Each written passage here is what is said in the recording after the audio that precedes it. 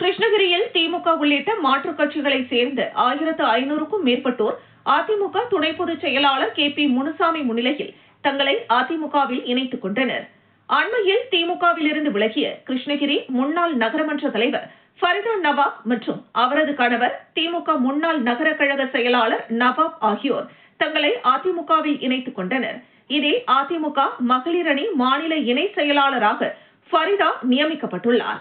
இந்த நிலையில் நவாப் மற்றும் ஃபரிதா நவாப் அவர்களது ஆதரவாளர்கள் உட்பட திமுக, காங்கிரஸ் உள்ளிட்ட மாற்றுக் கட்சிகளை சேர்ந்த 1500க்கும் மேற்பட்டோர் தங்களை அதிமுகவில் இணைக்கும் கட்சி இணைப்பு விழா நடைபெற்றது. கிருஷ்ணகிரி புதிய பேருந்து நிலையம் அருகே உள்ள அண்ணா சிலை எதிரில் நடைபெற்ற இந்த மாபெரும் கட்சி இணைப்பு விழா நிகழ்ச்சிக்கு கிருஷ்ணகிரி கிழக்கு மாவட்ட கழக செயலாளரும் சட்டமன்ற உறுப்பினருமான அசோக்குமார் தலைமை தாங்கினார். அதிமுக மகளிர் அணி மாநில இணை செயலாளர் ஃபரிதா நவாப், நகர கழக செயலாளர் கேசவம், நகர கழக நிர்வாகி நவாப் ஆகியோர் நிகழ்ச்சியை ஒருங்கிணைத்தனர். அதிமுக கழக துணை பொதுச் செயலாளர் முன்னாள் அமைச்சர் KP முனுசாமி சிறப்பு அழைப்பாளராக கலந்து கொண்டு புதிதாக கட்சியில் இணைந்தவர்களுக்கு கழக துண்டு அணிவித்து அனைவரையும் வரவேற்று வாழ்த்து தெரிவித்தார். நிகழ்ச்சியில் விழா பேருரை ஆற்றிய KP முனுசாமி அவர்கள் 2026 சட்டமன்ற தேர்தலுக்கான அதிமுக கழகத்தில் தற்போது வரை அறிவிக்கப்பட்டுள்ள முதற்கட்ட தேர்தல் வாக்குறுதிகள் குறித்து விளக்கி பேசினார். மேலும் மத்திய அரசால் கிராமப்புறங்களில் பணியாற்றக்கூடிய 100 நாள் வேலைவாய்ப்பு திட்டம் 125 நாட்களாக உயர்த்தப்பட்டு சட்டம் நிறைவேற்றப்பட்டு ஜனாதிபதி ஒப்புதலோடு நடைமுறைக்கு வந்துள்ள நிலையில் அதனை ஸ்டாலின் தலைமையிலான திமுக அரசு வேண்டுமென்றே தங்கள் கட்சி உறுப்பினர்களிடம் கூறி ஏதோ 100 நாள் வேலைவாய்ப்பு திட்டம் இனி நடைபெறாது என்ற பொய்யான கேவலமான தகவல்களை பொய் பிரச்சாரங்களை பரப்பி வருவதாக குற்றம் சாட்டினார். முன்னதாக கிருஷ்ணகிரி லண்டன்பேட்டையில் அதிமுகவில் புதிதாக அமைக்கப்பட்டுள்ள கிருஷ்ணகிரி கிழக்கு மாவட்ட அதிமுக நகர கழக அலுவலகத்தை KP முனுசாமி ரிப்பன் வெட்டி திறந்து வைத்தார்.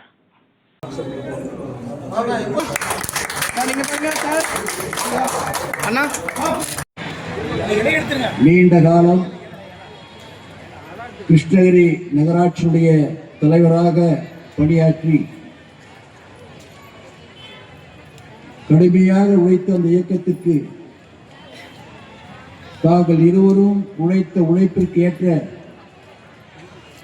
மரியாதையும் கௌரவம் அளிக்கவில்லை என்ற காரணத்தினாலும் உழைக்கின்றவனுக்கு உரிய மரியாதை அனைத்து இந்திய அண்ணா திராவிட முன்னேற்ற கழகத்தில் தான் இருக்கிறது என்பதை அறிந்து அனைத்து இந்திய அண்ணா திராவிட முன்னேற்ற கழகத்தில் அருமை சகோதரர் நவாப் அவர்களும் அருமை சகோதரி ஃபரிதா நவாப் அவர்களும் மாண்புமிகு கழகத்தினுடைய பொதுச் செயலாளர் முன்னிலையில் இணைந்தார்கள். இணைந்து 1 மாத காலம் கூட இன்னும் முடியவில்லை. ஆனால் நான் உழைக்கிற தொண்டன். இந்த உழைப்பிற்கு என்னோடு இணைந்து பணியாற்றிய திராவிட முன்னேற்ற கழகத்துடைய நண்பர்களும் நிர்வாகிகளும் இன்று என்னோடு இயக்கத்தில் இணைய வேண்டும் என்று கேட்டுக்கொண்டதன் அடிப்படையிலே மாவட்ட கழக செயலாளரும் நகர கழக செயலாளரும் ஏற்று இந்த நல்ல நிகழ்ச்சியை 1500 பேர் திராவிட முன்னேற்ற கழகத்திலிருந்தும் தேசிய காங்கிரசிலிருந்தும் இன்று இணைகின்ற இந்த பெரும் விழா. இந்த விழாவிற்கு தலைமை பொறுப்பேற்றிருக்கின்ற ஆற்றல் மிக்க மாவட்ட கழக செயலாளர் அன்பு சகோதரர் அசோக்குமார் அவர்களே, இந்த நிகழ்ச்சிக்கு முன்னிலை ஏற்றிருப்பதோடு மட்டுமல்லாமல் வரவேற்புரை நிகழ்த்திவிட்டு அமர்ந்திருக்கின்ற நகர கழக செயலாளர் அன்பிற்குரிய சகோதரர் கேசவன் அவர்களே, இந்த நிகழ்ச்சியிலே பங்கு பெற்றிருக்கின்ற கழகத்தினுடைய அவைத்தலைவர்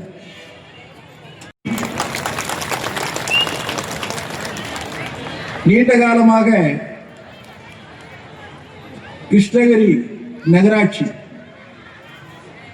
என்று வருகின்ற பொழுது அனைத்து இந்திய அண்ணா திராவிட முன்னேற்ற கழகத்தில் போட்டியிட்டு ஒரு சில தேர்தலில் நாங்கள் வெற்றி பெற்று ஆட்சி கொண்டு அந்த தலைமை பொறுப்பு ஏற்றிருக்கின்றோம். ஆனால் கடந்த 25 ஆண்டு காலமாக நாங்கள் ஒரு பக்கம் என்றால் திராவிட முன்னேற்ற கழகத்தில்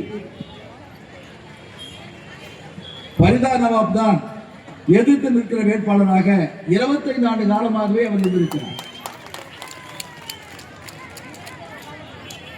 திராவிட முன்னேற்ற கழகமும் தமிழகத்தை பொறுத்தவரையில் எங்களை எதிர்த்து நிற்கின்ற ஒரு வலுவான எதிர்க்கட்சி.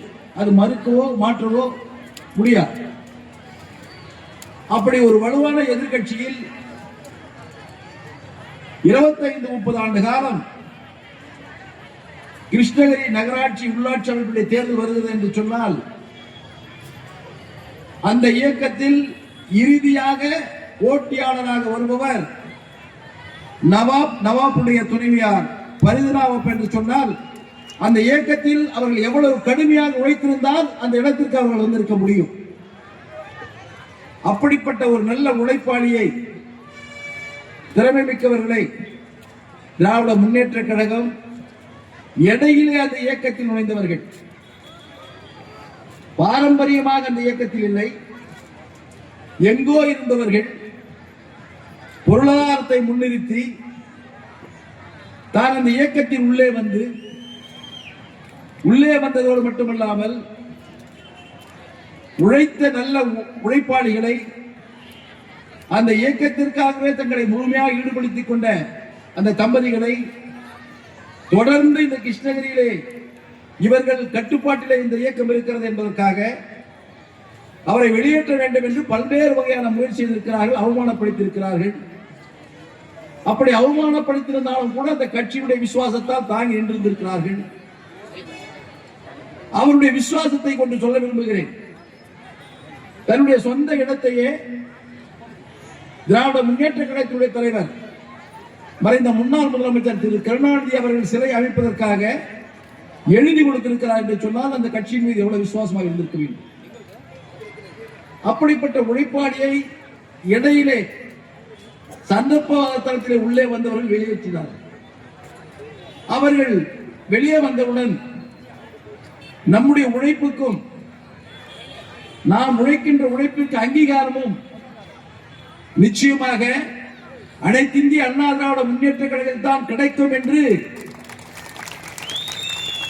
மாவட்ட கழக செயலாளரும் நகர செயலாளரும் அணுகினார்கள். அணுகிய பொழுது என்னிடத்திலே மாவட்ட கழக செயலாளர் நகர செயலாளர் வந்து கேட்டார்கள். நம்முடைய சேர்மன் பரிதா நவாப் அவர்களும் நகர கழக செயலாளர் முன்னாள் நகர கழக செயலாளர் நவாப் அவர்களும் நம்முடைய இயக்கத்தில் இணைய வேண்டும் என்று விரும்புகிறார்கள் என்று சொன்னார்கள்.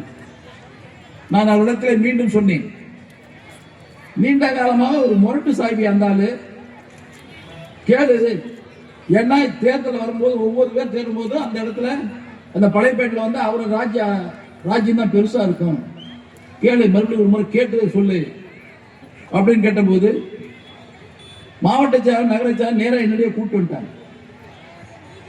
அவர்கள் கணவனும் மனைவியும் சொன்ன ஒரே கருத்து, சுயமரியாதை உள்ள ஒரு இயக்கம் எது என்று சொன்னால் அது அனைத்திந்திய அண்ணா திராவிட முன்னேற்ற கழகம் தான். உழைப்புக்கு ஏற்ற மரியாதை அதிமுக இருக்கிறது. அப்படி உழைப்பின் காரணமாகத்தான் வாரிசு அரசியல் இல்லாமல் புரட்சி தலைவர் எம்ஜிஆருக்கு பின்பால் புரட்சி தலைவி அம்மா அவர்கள், புரட்சி தலைவர் எம்ஜிஆருடைய வாரிசு அம்மையார் இல்லை, புரட்சி தலைவி அம்மாவுக்கு பின்னால் எடப்பாடி பழனிசாமி, அவர் புரட்சி தலைவி அம்மாவுடைய வாரிசு இல்லை. அதனால் உழைக்கின்றவனுக்கு உரிய மரியாதை அனைத்திந்திய அண்ணா திராவிட முன்னேற்ற கழகத்தில் கிடைக்கிறது. நான் இறுதி காலம் வரை இந்த இயக்கத்திற்காக நானும் என் துணைவியாரும் என் மகனும் நாங்கள் இருக்கிறோம், வருகிறோம், எங்களை ஏற்றுக்கொள்ளுங்கள் என்று சொன்னார்கள். மகிழ்ச்சியோடு அவர்களை ஏற்றுக்கொண்டு பொதுச்சாளத்திலே நாங்கள் விண்ணப்பித்தோம். பொதுச்சாளர் ஏற்றுக்கொண்டு இவருடைய உழைப்பையும் இவர்கள் இந்த இயக்கத்திற்காக உழைத்ததையும் பொதுச் செயலாளர்கள் கேட்டு அறிந்தவுடனேயே இவ்வளவு பெரிய உழைப்பாளிகளுக்கு உரிய மரியாதை நாம் கொடுக்க வேண்டும் என்று என்னிடத்திலே சொல்லி உடனடியாக அடுத்த 2 நாட்களுக்குள்ளாக மரியாதைக்குரிய அன்பு சகோதரி பரிதா நவாப் அவர்களுக்கு மகளிரிலே மாநில துணை செயலாளர் பொறுப்பை வழங்கி அவர்களுக்கு இந்த இயக்கம் உங்களுக்கு பாதுகாப்பாக இருக்கும், எனவே மாநில பொறுப்பை உனக்கு ஒப்படைக்கிறேன் என்று பொதுச் செயலாளர்கள் வழங்கியிருக்கிறார்கள். அதற்காக இந்த நேரத்திலே அவர்கள் சார்பாகவும் உங்களின் சார்பாகவும் பொதுச் செயலாளர்களுக்கு என்னுடைய மனமார்ந்த நன்றியை நான் தெரிவித்துக் கொள்கிறேன். இன்று இந்த இயக்கத்திற்கு வந்த பின்பு விசுவாசத்தோடு இருப்பதை வெளிக்காட்டுவதற்காக 30 ஆண்டு காலம் தன்னோடு உழைத்த, தன்னோடு இணைந்து செயலாற்றிய திராவிட முன்னேற்ற கழகத்தில் இருந்த பல நிர்வாகிகளை இன்று அழைத்து வந்து அண்ணா திராவிட முன்னேற்ற கழகத்தில் இணைத்திருக்கிறார்கள். பல சகோதரிகளை அண்ணா திராவிட முன்னேற்ற கழகத்தில் இணைத்திருக்கிறார்கள். கிருஷ்ணகிரி நகரத்தை பொறுத்தவரையில் ஒரு சில நேரங்களில் அண்ணா திராவிட முன்னேற்ற கழகம் 7000 வாக்குகள் வித்தியாசத்திலே வெற்றி பெற்ற நகரம். ஒரு சில நகரங்களில் வாக்குகள் சதவீதம் குறைந்து நாம் பின்னோக்கியும் சென்றிருக்கிறோம். இன்று கிருஷ்ணகிரி நகரத்தை பொறுத்தவரையில் அனைத்திந்திய அண்ணா திராவிட முன்னேற்ற கழகம் பலம் வாய்ந்த இயக்கமாக இன்று உருவாகி இருக்கிறது. மாற்று கருத்தில்லை. வருகின்ற 2026 சட்டமன்ற பொதுத் தேர்தலில் நிச்சயமாக கிருஷ்ணகிரியிலே இருக்கின்ற 66 பூத்துகளில் வாக்குச்சாவடிகளில் குறைந்தது ஒரு 5000 வாக்குகள் கூடுதலாக அனைத்திந்திய அண்ணா திராவிட முன்னேற்ற கழகம் வாக்குகளை பெறும் என்பதை நான் இன்று இங்கே ஆணித்தரமாக சொல்ல கடமைப்பட்டிருக்கிறேன். அதில் உழைப்பாளியாக இருக்கின்ற அன்பு தம்பி நவாப் அவர்கள் வந்திருக்கிறார்கள், அவர்கள் துணையாரும் வந்திருக்கிறார்கள்.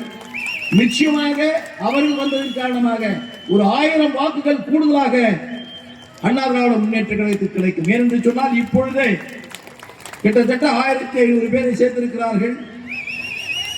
அப்படி கணக்கு போது ஒரு 2500 வாக்குகளால் கூடுதலாக வரும். அவர்களுக்கு என்னுடைய வாழ்த்துக்களை நான் மனமாற சொல்ல கடமைப்பட்டிருக்கிறேன். இப்பொழுது வருகின்ற சட்டமன்ற பொதுத் தேர்தலில் ஓட்டுதலுக்குரிய பொதுச் செயலாளர் அவர்கள் 2 கட்டங்களாக தேர்தல் வாக்குறுதிகளை கொடுத்திருக்கிறார்கள். முதல் கட்டமாக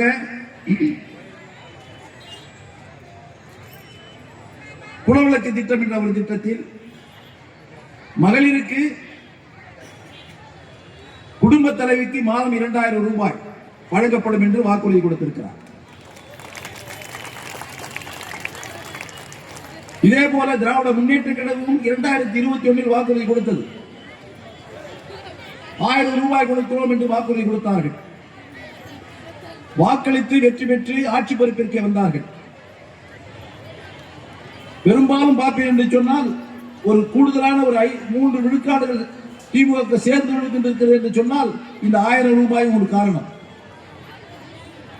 அப்படி வாக்குறுதி கொடுத்த திராவிட முன்னேற்ற கழகத்தினுடைய தலைவர் திரு ஸ்டாலின் அவர்கள் ஆட்சி பொறுப்புக்கு வந்த உடனேயே கொடுத்தாரா என்று சொன்னால் இல்லை.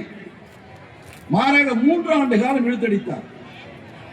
சட்டமன்றத்திலே எதிர்கட்சி தலைவராக இருக்கின்ற போட்டதற்குரிய எடப்பாடியார் அவர்கள் பல முறை சட்டமன்றத்திலே அவர்கள் இடித்துரைத்தார்கள்.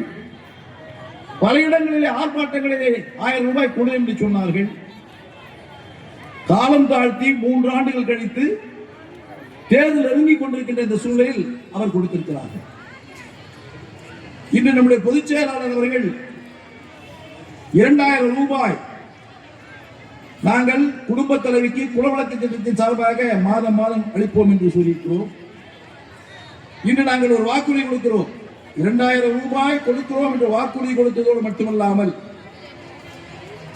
திராவிட முன்னேற்ற கழக தலைவரை போல வாக்குறுதி கொடுத்து விட்டு வாக்குகளை பெற்று ஆட்சி பொறுப்பிலே வந்து அந்த தாய்மார்களை ஏமாற்றாமல் உங்கள் ஆசையோடு ஆட்சி பொறுப்பிற்கு வந்தால் வந்த உடனேயே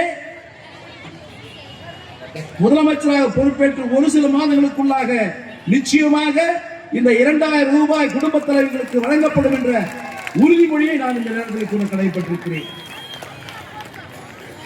அன்பு தாய்மார்கள், சகோதரிகள் நகர பேருந்திலே விலையில்லாமல் செல்லுகிறார்கள். ஆண்களுக்கு ஒரு ஏக்கமாக பார்த்துக் கொண்டிருந்தார்கள். பேருந்திலே உட்காரும் போது சகோதரிகள் மகிழ்ச்சியாக உட்காரும் போது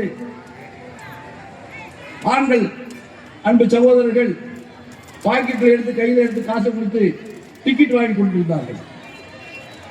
பொதுச்செயலாளர் எடப்பாடியார் அவர்கள் எப்பொழுதுமே ஒரு இடத்தில் வருகின்ற பொழுது ஒரு ஏக்கம் வந்துவிடக் கூடாது. அந்த வாய்ப்பு கிடைக்கவில்லை என்று அவர் வருத்தப்படக்கூடாது. அப்படி ஒரு நல்ல அனுபவம் மிக்க தலைவர் நம்முடைய பொதுச் செயலாளர் அவர்கள்.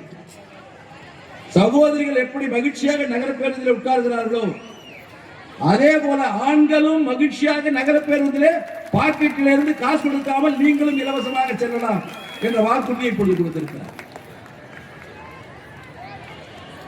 அதே போல அனைவருக்கும் வீடு. இதில் ஒன்று பார்க்க வேண்டும். நீண்ட காலமாக சுதந்திரம் பெற்றதிலிருந்து காங்கிரஸ் இயக்கம் அன்னை இந்திரா காந்தி அம்மையார் அவர்கள் பிரதம அமைச்சராக இருந்த போது இந்திரா நினைவு குடியிருப்பு திட்டம் என்றெல்லாம் கொடுத்தார்கள். நாம் கூட புரட்சி தலைவி அம்மா அவர்கள் 2011 ஆட்சி பொறுப்பேற்ற போது வாக்குறுதி கொடுத்தார்கள். அன்பு தாய்மார்களுக்கு இலவசமாக விலையில்லாத மிக்சி, கிரைண்டர், ஃபேன் வழங்கப்படும் என்று வாக்குறுதி கொடுத்தார்கள். உங்கள் ஆசையோடு ஆட்சிக்கு வந்தோம். வந்த பின்பு 1,76,00,000 குடும்ப சகோதரிகளுக்கு விலையில்லாத மிக்சி, கிரைண்டர், ஃபேன் முழுமையாக கொடுக்கப்பட்டது. திமுக போல் இல்லாமல். அதே போல 2011 ஆண்டுக்கு 60,000 வீடுகள், 5 ஆண்டுகளுக்கு 3 லட்சம் வீடுகள் கட்டி கொடுக்கப்படும் பசுமை வீடுகள் திட்டம் என்று கொடுத்தார்கள். அதுவும் கொடுத்தார்கள். இந்த வாக்குறுதிக்கும் பழைய வாக்குறுதிக்கும் என்ன வித்தியாசம் என்று சொன்னால், பழைய வாக்குறுதிகள் நிறைவேற்றப்பட்டது பயனாளிகளுக்கு சொந்தமாக இடம் இருக்க வேண்டும், சொந்தமாக பட்டா அவர்கள் பெயரில் இருக்க வேண்டும். அப்படி சொந்தமாக பட்டா இருந்த நிலம் இருந்தால், அவர்கள் ஏழையாக இருந்தால் அவர்கள் வீடு கட்டி கொடுக்கப்பட்டது. ஆனால் இன்று நிறைய பகுதியிலே, நிறைய கிராமங்களிலே, நிறைய நகராட்சிகளிலே, நிறைய பேரூராட்சிகளிலே சொந்தமாக நிலமில்லாமல் வாடகை வீட்டிலே இருக்கின்ற அந்த ஏழ்மைகளில் இருக்கின்ற அந்த தம்பதிகளுக்கு பொதுச் செயலாளர்கள் இந்த வாக்குறுதி என்ன கொடுத்திருக்கார் என்று சொன்னால், அப்படி நிலமில்லாத வாடகை வீட்டிலே இருக்கின்ற அந்த தம்பதிகளுக்கு அரசே நிலம் வாங்கி கொடுத்து அவர்களுக்கு பட்டா வழங்கி கான்கிரீட் வீடு கட்டி கொடுக்கப்படும் என்ற வாக்குறுதியை கொடுத்திருக்கிறார்கள். இதுதான் இதற்கு முன்பு இருந்த வாக்குறுதிக்கும் இந்த வாக்குறுதிக்குள்ள வித்தியாசம். முன்பு பல தலைவர்கள் கொடுத்த வாக்குறுதி என்ன என்று சொன்னால், பயனாளிக்கு சொந்தமாக நிலம் இருக்க வேண்டும். ஆனால் இன்று பொதுச்செயலாளர் எடப்பாடியார் அவர்கள் கொடுத்திருக்கின்ற வாக்குறுதி, பயனாளிக்கு நிலமில்லை என்று சொன்னாலும் நிலம் அரசே வாங்கி கொடுத்து வீடு கட்டி கொடுக்கப்படும் என்ற வாக்குறுதி கொடுத்திருக்கிறோம். அதே போல பட்டியலினத்தைச் சேர்ந்தவர்கள் ஆதி திராவிட மக்கள் நீங்கள் பார்க்கிறீர்கள் என்று சொன்னால், ஒரு காரணி இருக்கிறது என்று சொன்னால், வீட்டிலே ஒரு தந்தை மகன் பண்ண அவருக்கு பிறந்த குழந்தைகள் அவர்களுக்கு திருமணமாகி அவர்கள் தனி குடித்தனம் போக முடியாமல் ஒரே வீட்டில் 3 குடித்தனம் 4 குடித்தனம் என்ற நிலைமை இருந்து கொண்டிருக்கிறது. அவர்களுக்கு எங்கேயாவது ஒரு பட்டா நிலத்தை வாங்கினால் உடனே நீதிமன்றத்துக்கு சென்று அவர்களுக்கு அந்த நிலம் கொடுக்காமல் தடுத்து விடுகிறார்கள். இதை நன்கு உணர்ந்த பொதுச் செயலாளர் அவர்கள் அப்படி இருக்கின்ற குடும்பங்களில் வசிக்கின்ற தம்பதிகளுக்கு நிலம் வாங்கி கொடுத்து அவர்களுக்கு வீடு கட்டி கொடுக்கப்பட்டு ரேஷன் அட்டையும் வழங்கப்படும் என்ற வாக்குறுதியை கொடுத்திருக்கிறார்கள். அதே போல இந்த 100 நாள் வேலை, இந்த திராவிட முன்னேற்ற கழகத்தினுடைய தலைவர் ஸ்டாலினில் இருந்து கடைசியில இருக்கிற தொண்டர்கள் பொய்யே பேசிட்டு இருக்காங்க, பொய்யே பேசுறாங்க. இப்போ ஒரு மாசத்துக்கு முன்னாடி எல்லாம் கட்டோடு வச்சு கட்டி வச்சாங்க. திமுக சார்பில் தமிழ்நாடு முழுசும் வச்சாங்க. தமிழ்நாடு முழுசும் வச்சு அமைச்சர்கள் எல்லாம் பேசுறாங்க, சட்டமன்ற உறுப்பினர் பேசுறாங்க, மாவட்ட கழக செயலர் பேசுறாங்க, ஒன்றிய செயலர் பேசுறாங்க. இனி 100 நாள் வேலை இல்லை. என்ன கொடுமை பாருங்க. நாடாளுமன்றத்தில் மத்திய அரசு 100 நாள் வேலையை 125 நாட்களாக வழங்கப்பட வேண்டும், அது கட்டாயப்படுத்தப்பட்டது.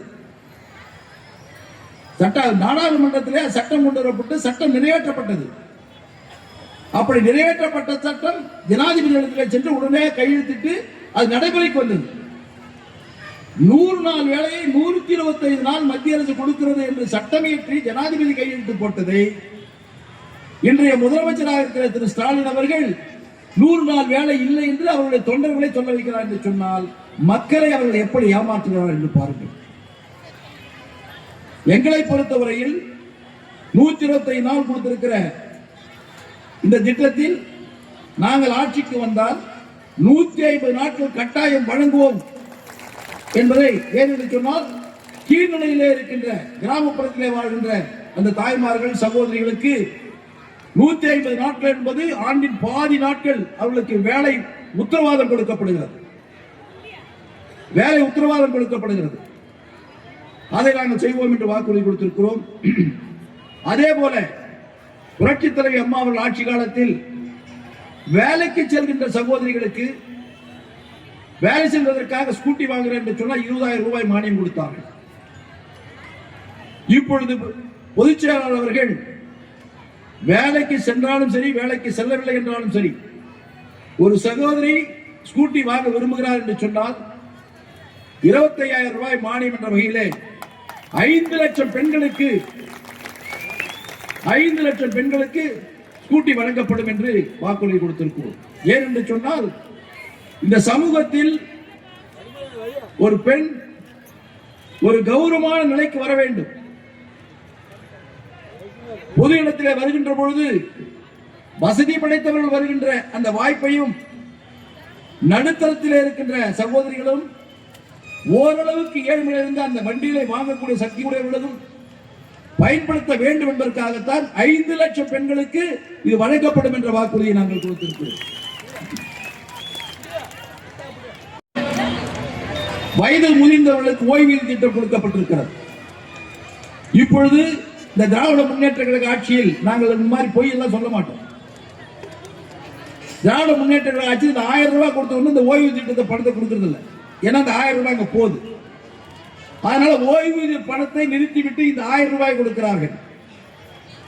ஆனால் பொதுச் செயலாளர் அவர்கள் ஏற்கனவே வாங்கிய ஓய்வூதிய திட்டத்தில் கொடுத்த 1000தோடு சேர்த்து நானும் 1000 ரூபாய் சேர்த்து எப்படி குடும்ப தலைவர்கள் 2000 ரூபாய் பெறுகிறார்களோ அதே போல வயது முதிர்ந்த தாய்மார்களும் பெரியோர்களும் 2000 ரூபாய் மாதம் வழங்கப்படும் என்ற வாக்குறுதி கொடுத்திருக்கிறார்கள். எவ்வளவு ஒரு விஞ்ஞான பூர்வமான ஒரு முடிவு. அடுத்ததாக சகோதரிகள், இல்லத்தரசிகள், ஏழ்மை நிலையில் இருக்கின்ற குடும்பம், இந்த ஏழ்மை நிலைக்கு இருக்கின்ற குடும்பத்திற்கு தான் குழந்தைகள் படிக்க வேண்டும் என்பதற்காக புரட்சித் தலைவர் எம்ஜிஆர் சத்துணவு திட்டத்தை கொடுத்தார். கிராமப்புறத்திலே ஏழ்மை நிலையிலே இருக்கின்ற அந்த குடும்பத்திலே பிறந்த குழந்தை பள்ளிக்கு வர வேண்டும் என்பதற்காகத்தான் சத்துணவு திட்டத்தை கொடுத்தார். அதைத் தொடர்ந்து புரட்சித் தலைவி அம்மா அவர்கள் குழந்தைகள் பெற்றோர்கள் அந்த குழந்தைகளுக்கு தேவையான அடிப்படை வசதிகளை செய்து கொடுப்பதற்குரிய வசதி இல்லாத காரணத்தினால்தான் 4 சீருடை கொடுத்தார் புரட்சித் தலைவி அம்மா அவர்கள். புத்தகத்தை கொடுத்தார்கள், நோட்டை கொடுத்தார்கள், செருப்பையும் கொடுத்தார்கள்.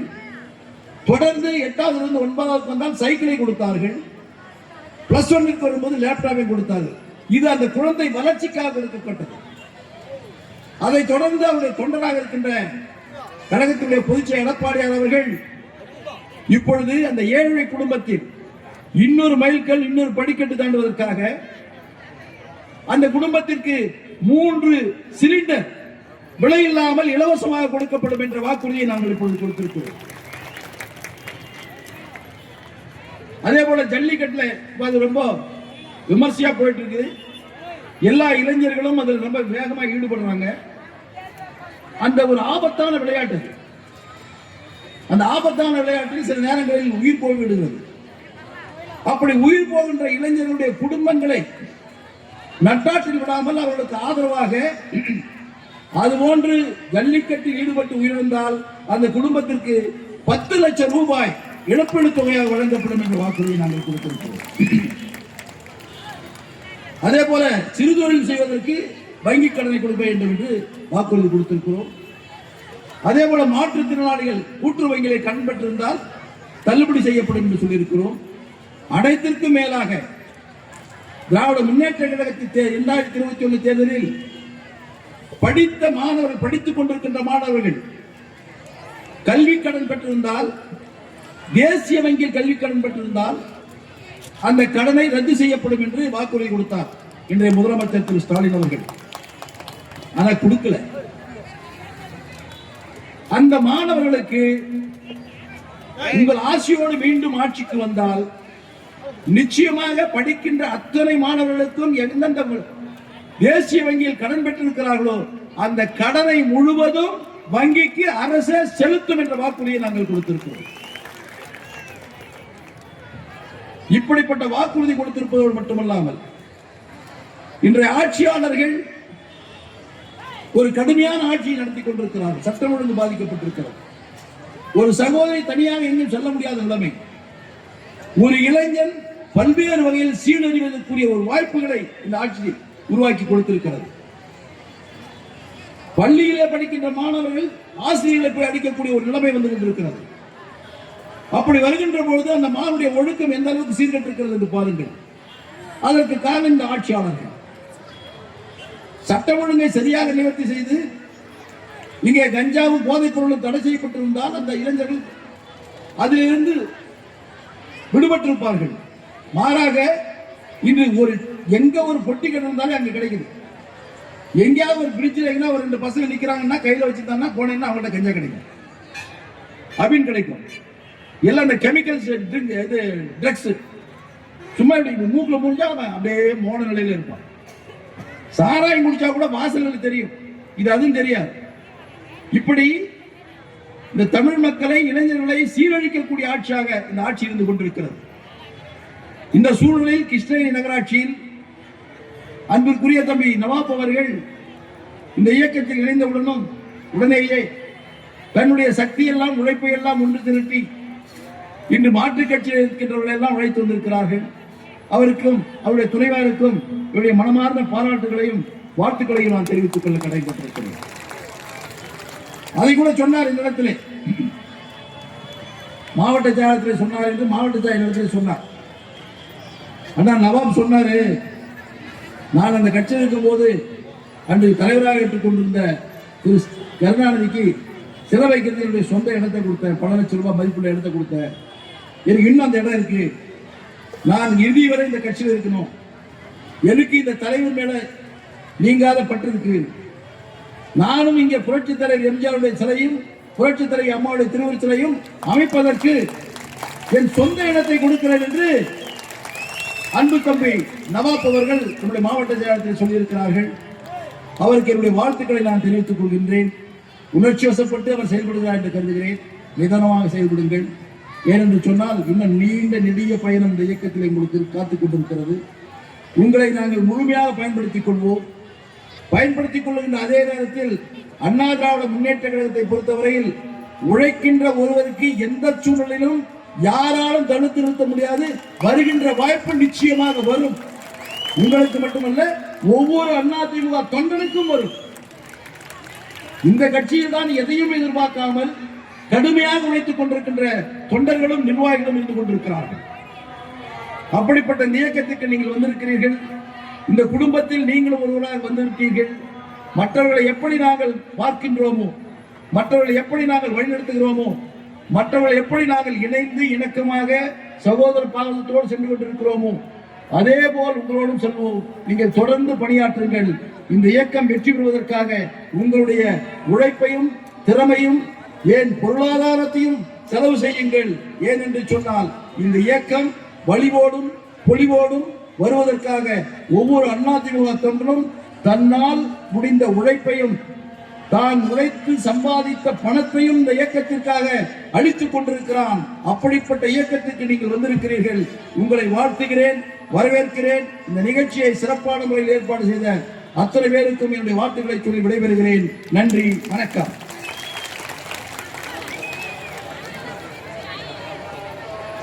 நன்றி உரை